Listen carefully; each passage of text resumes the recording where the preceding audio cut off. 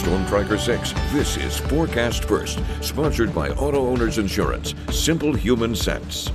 We are still holding on to dry and sunny conditions across mid-Michigan this afternoon. Notice off to our west a little bit more in the way of cloud cover over Lake Michigan, and we are also not only going to see that cloud cover increase, but also see the chance for a few pop-up showers and thunderstorms later on this afternoon. Temperature-wise, currently at 73 degrees in Lansing and St. John's, right at that 70-degree mark in places like Hillsdale and Adrian.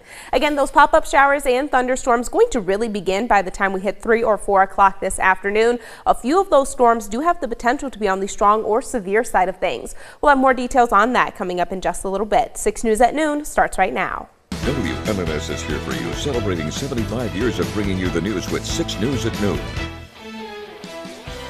An overwhelming vote of no confidence in the head of Michigan State Police. It's our top story at noon. Thank you for joining us today. I'm Megan Vaselli. The Michigan State Police Troopers Association conducted a survey of its members last week, and the results, which 6 News obtained exclusively, show there's little support for Colonel James Grady by the people on the front lines. 6 News reporter Sean Graney is here for you with those results. Sean, what do they say? Megan, we are told the State Police Troopers Association sent out a one-question survey to its membership. The question, do you have confidence in the leadership of Colonel James Grady and Lieutenant Colonel Amy Brimacombe? And the answer was an overwhelming no. Take a look. Slightly more than 1.5% said yes, that they do have confidence in their leadership, while almost 98.5% said no, they don't. And there's a pretty big sample size. The organization sent the question out to more than 1,500 of its members, and more than 75% responded to it. The numbers don't spell out any reasons behind the vote, but a state lawmaker testified because the House Oversight Committee last month about what he said was poor morale at the state police. State Representative Mike Mueller saying where people were upset, Grady promoted his number 2 over more senior officers, as well as a disciplinary record, and that Grady asked for bonuses for the both of them despite that poor morale. We've got calls and emails into the Troopers Association to find out the reasoning behind these numbers, and we've reached out to the state police representative to see if we can get Colonel Grady's reaction to them. We will update the story online at WLNS.com when we hear back from them, and we hope to have much more on this story for you coming up later tonight on 6 News. All right, Sean, thank you. 6 News is hoping to learn more about 2 investigations this afternoon, starting with a deadly shooting on Lansing's north side. Officers responded to Bartaville Street off of Grand River yesterday evening. There they found a 59-year-old man who'd been shot several times. He was taken to the hospital where he was pronounced dead.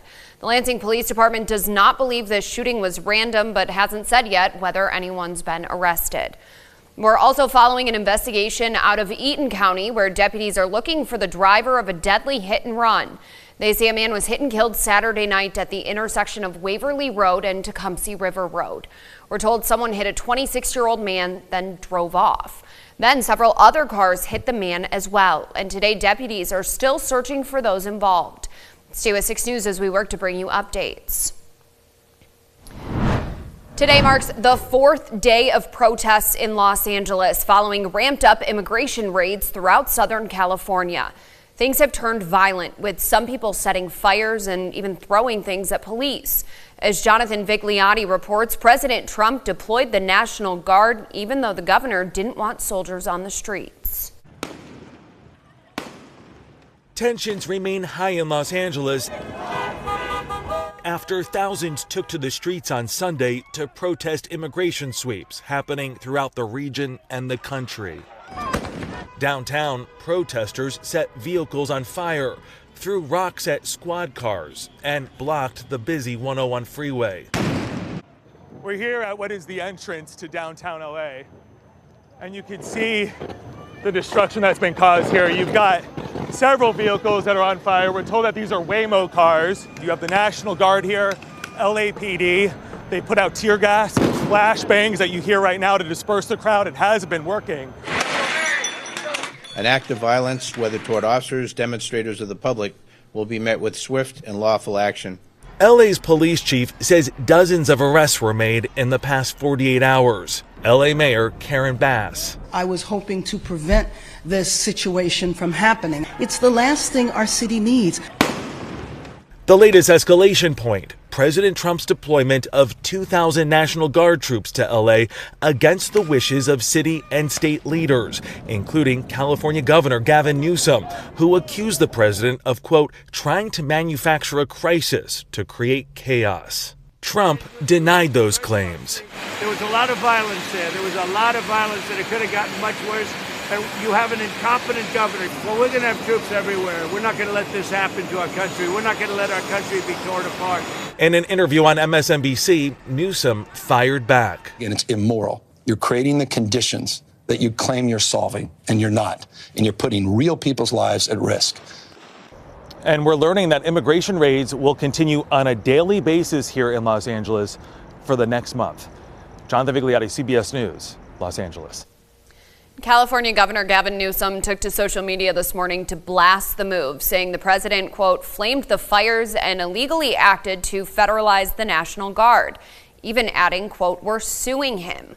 The president bypassed the state's governor to deploy at least 2,000 National Guard troops to the region to quell demonstrators. The governor now plans to sue the Trump administration, calling the deployment illegal and unconstitutional.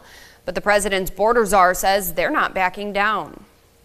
If they fail, to control that city, and we're there, we're going to do everything we can to protect our buildings, protect our officers.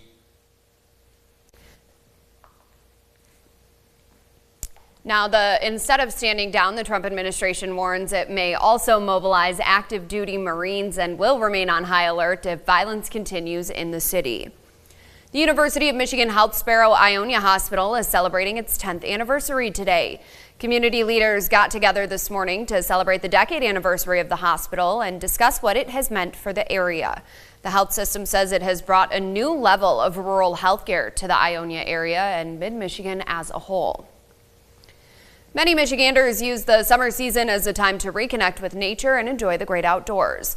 There are, of course, a lot of different things you can do outside when the weather gets nice, and today we're talking about picnics. 6 News checked in with Danielle Mays of Amazing Grays in Lansing to get some tips on creating the perfect picnic. She suggests using a divided tray for toting fruit, veggies, and other snacks. She says a container with a removable lid allows you to create a makeshift charcuterie board with both an easy setup and easy cleanup. Another option, charcuterie cups, perfect for being on the go and carrying around your picnic site. So basically you want to start by putting some base in the bottom. So you're going to put your heavy berries and nuts so they don't topple over in the wind. And then you take some crunch, throw that in there. I did a couple different types of salami and pepperoni and cheese and fruit, and you have a charcuterie cone. From Storm Tracker 6, this is Weather First, sponsored by Auto Owners Insurance. Simple human sense. We are still dealing with a lot of dry weather and a lot of sunshine across mid-Michigan this Monday afternoon. However, notice on satellite and radar, we do have an area of low pressure to our northwest. That low pressure system is actually weakening with time, but it's still going to be increasing the amount of moisture across our area as we go throughout the next few hours, which will eventually translate into the chance for a couple of pop-up showers and thunderstorms. The Storm Prediction Center is saying, a couple of those showers and thunderstorms do have the potential to be on the strong or severe side of things. That's why they currently have this level 1 out of 5 marginal risk for strong to severe storms in place across most of mid-Michigan. My biggest concern with any of the showers and thunderstorms that form across our region this afternoon is going to be the potential for them to produce some isolated strong wind gusts and then maybe some small pea-sized hail in any of the stronger storms that are able to sustain across our region. Again, on Precision Cast, we're going to hold on to mostly sunny conditions for the next few hours. By the time we hit 3 or 4 o'clock, that's when those pop-up showers and thunderstorms are going to be able to develop across our region. We'll hold on to the chance for precipitation throughout the evening hours of the day. That activity is going to ramp down once we get past sunset. We are drying things out. Partly cloudy to mostly clear conditions in the forecast overnight tonight. We stay partly cloudy throughout our Tuesday, around a 10 to 20% chance that we sneak in an isolated sprinkle Tuesday afternoon. Otherwise, we carry those dry conditions on throughout our Wednesday. Notice a lot more in the way of sunshine possible by then.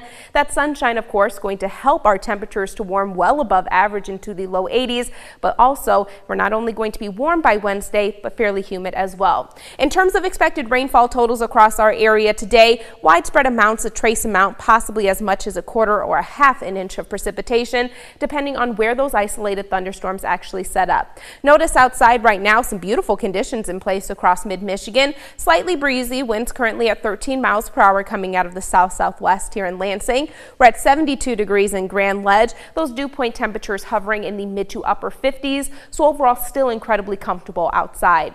We're at 72 degrees in Jackson, winds gusting as high as 17 miles per hour, and our final stop in the city of Hillsdale currently sitting right at 73 degrees. We'll make it up to a high of 75 across our area today. Those showers and thunderstorms will help to cool our temperatures right back down into the low 50s overnight tonight as we begin to dry things out. Notice on our 6-day forecast, we are going to continue to cool things down at least throughout our Tuesday. Temperatures only making it into the low 70s, fairly below average for this time of year. Our average high normally right around 77 degrees. Incredibly warm just in time for our Wednesday, right back into the low 80s.